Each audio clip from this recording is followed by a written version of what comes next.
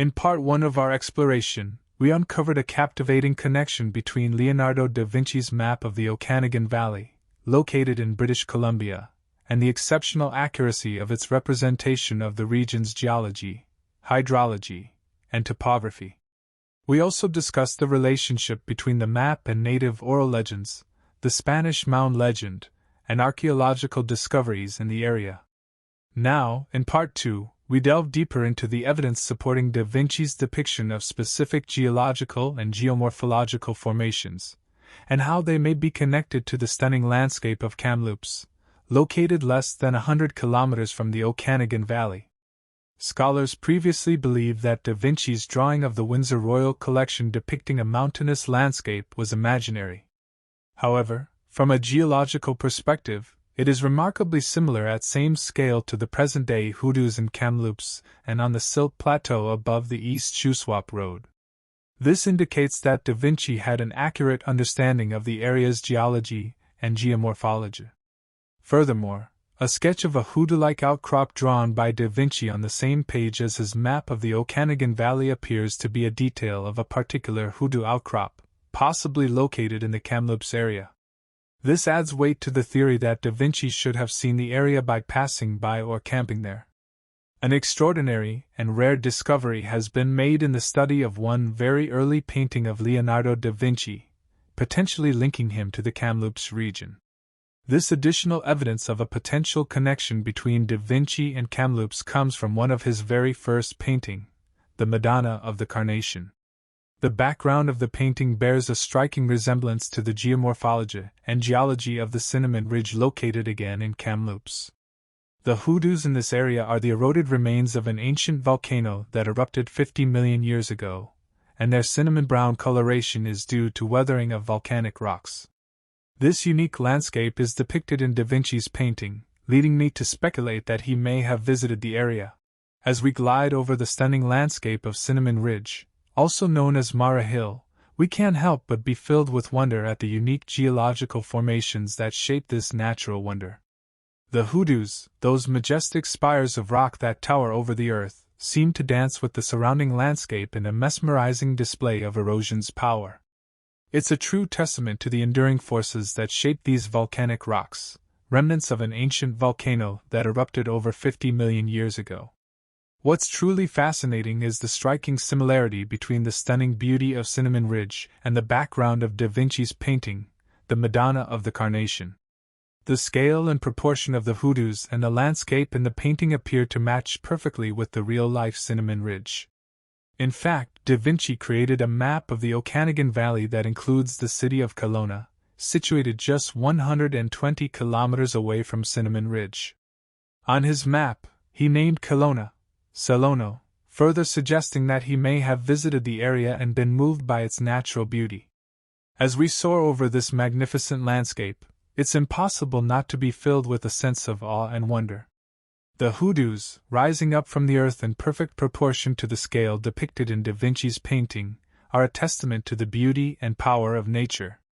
Cinnamon Ridge, also known as Mara Hill, is a hidden gem that may have inspired da Vinci's art and continues to inspire us today. The possibility that da Vinci may have visited this region is intriguing, and it's humbling to imagine that one of the greatest minds in history may have been inspired by the same breathtaking views that we are witnessing now. Cinnamon Ridge, located in the heart of Kamloops, is a reminder that sometimes the most wondrous sights can be found in our own backyards, waiting to be discovered and appreciated. Furthermore, it is believed that the Madonna of the Carnation was created between 1478 to 1480.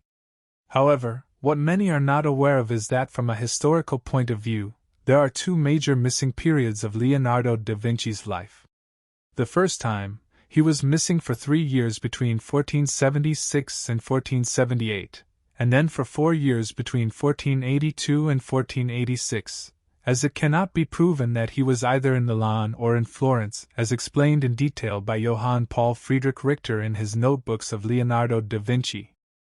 Among my 280 pieces of evidence, there is an intriguing discovery well illustrated in my book. One that comes to my mind. Here are the details of the Archangel Saint Michael in armor as depicted in The Three Archangels with Tobias by Francesco Botticini, painted around 1470. Scholars have identified Saint Michael as a portrait of Leonardo da Vinci, depicted as the Archistrategos, the chief commander of all the bodiless powers, holding a sword and orb as symbols of authority. Astonishingly, I am the first author to discover that the young Leonardo da Vinci with his dog is depicted as an archangel, wearing the special armor of a very special 15th-century mercenary military legion known as the condottieri. This is a crucial clue from Botticini about the early motivation Leonardo da Vinci had to be part of the powerful mercenary group in his very early 20s. On the right is the 1480 armor worn by a condottiero, exactly like what Leonardo da Vinci is wearing.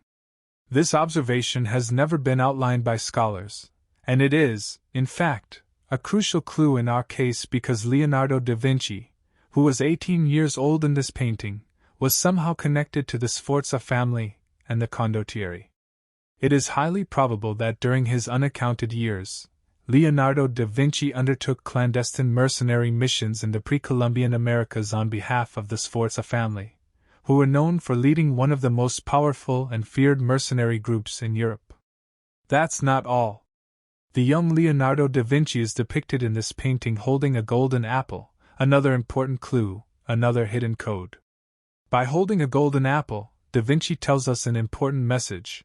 He shows us that this golden apple, which is in Italian, il pomodoro, is actually the future Italian name given for the tomato itself, which arrived much later in Italy in the 16th century. In classical history, tomatoes originated in the Andes and were first cultivated by the Aztecs and Incas as early as 700 CE. It's thought the Spanish conquistadors brought them from Central America, though some say that Jesuit priests introduced them to Italy from Mexico. And then, of course, there's Columbus, who some claim discovered tomatoes right along with the New World. Now, we can imagine or better understand that the tomato depicted in this painting has been discovered far before Columbus and at least before 1470. During the creation of this painting, an admirable encoded masterpiece, a testimony of the young Leonardo da Vinci depicted in the land of tomatoes, the pre-Columbian Americas, wearing a mercenary armor under the service of the Sforza family at his early 20s. That can be pure speculation, but let's continue with a more promising proof. The Botticini painting is a perfect example to introduce my breakthrough and unique concept based on the study of the flora and fauna that have been hidden for more than 550 years.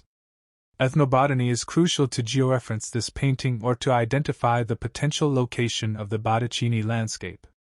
Based on my 20 years of traveling and experience in the field of earth and life sciences, I recognized a specific cactus that is located on the ground next to the left foot of Saint Gabriel, as shown in detail here in the painting. This unique small cactus can be confidently identified as the peyote, the entheogenic green-blue button-shaped cactus that was vital in the pre-Columbian cultures of Central America. In the top left, there is the hidden peyote of the 1470s, with an estimated dimension of 10 to 13 centimeters, which looks exactly as it would in reality.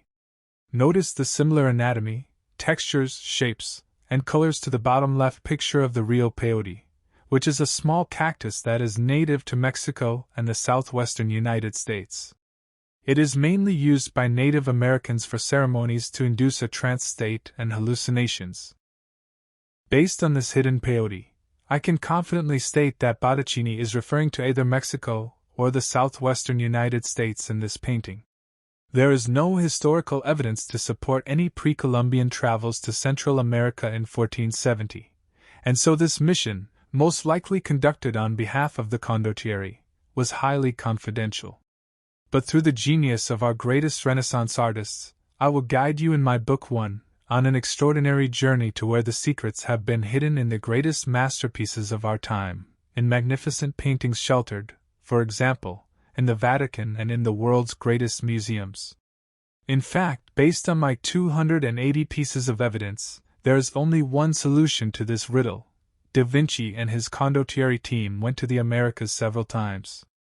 This would explain his several missing years from Europe, as confirmed in the Botticini painting, Tobias and the Three Archangels, made in 1470, which depicts Da Vinci at his early 20s as a condottiero. This is a very interesting piece of material, which relates the secret Da Vinci voyages to the condottieri of the Sforza family.